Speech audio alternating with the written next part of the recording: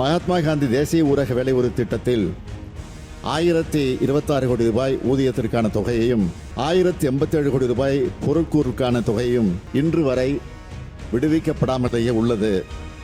ஒவ்வொரு ஆண்டும் இதே நிலைதான். நம் மாநிலத்தின் மீது ஏன் இந்த ஓரவஞ்சனை? அவர்கள் கூட்டணியில் இருந்த காலத்தை விட 3 மடங்கு அதிகமாக கொடுத்திருப்பவர் மோடி அவர்கள். डीएमके तमिलनाडु की संस्कृति सब तमिलनाडु की संस्कृति की अगर कोई सबसे बड़ी दुश्मन है तो डीएमके है. போற இடங்கள்ல எல்லாம் அவரு ஓங்கி குரல் கொடுத்து அங்கு ஆளுகிற கட்சிகள் பாஜக அல்லாத கட்சிகளை ஏளனமாக பேசுவதும் அவர்களை நாங்கள் அகற்றுவோம் என்று பேசுவதும் அவர் பிரதமர் பதவிக்கு அது அழகல்ல. ஒரு செயலை செய்து முடிக்க எண்ணுபவர் மிக உறுதியுடன் இருந்தால் அவர் நினைத்தபடியே அந்த செயலை செய்து முடிப்பார் என்ற குரலுக்கு மிக பொருத்தமானவர் நமது பாரத பிரதமர் நரேந்திர மோடி அவர்கள். மக்களை காப்போம், தமிழகத்தை மீட்போம். By by Stalin. இது ஒரு பூஜ்ஜியம் அரசு. தகுதி இல்லாதவர்கள், திறமை இல்லாதவர்கள், நேர்மை இல்லாத திமுக ஆட்சியை புரட்டி அடியுங்கள், விரட்டி அடியுங்கள்.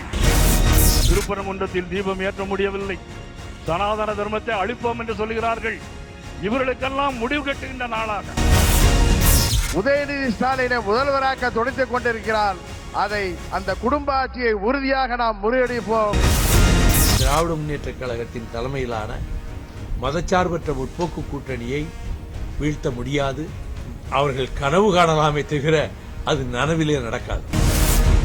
ஒரு ஒன்றிய அரசு ஒரு திட்டத்தை ஒரு மாநிலத்தில் செயல்படுத்த முனையும் போது அந்த திட்டத்திற்கான நிதி, அதை பற்றி நாடாளுமன்றத்தில் சட்டம் இயற்றப்படும் போது அந்த நிதியை சுமப்பது ஒன்றிய அரசின் பொறுப்பு தானே தவிர மாநில அரசின் பொறுப்பு அல்ல என்று நம்முடைய முதலமைச்சர் சொல்லவில்லை, அரசமைப்பு சட்டம் சொல்கிறது.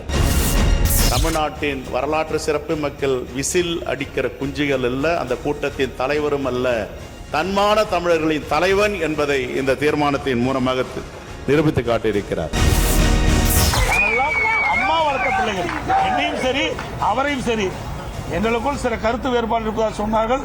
இருந்தது, எப்பொழுது இணைந்தமோ அத்தனையும் மறந்து விட்டோம். ஆட்சியாளர்கள் சொன்ன வாக்குறுதிகளை நிறைவேற்றாமல் ஏமாத்திட்டு இருக்கிற ஆட்சியை முடிவுக்கு கொண்டு வராமல் விட மாட்டோம்.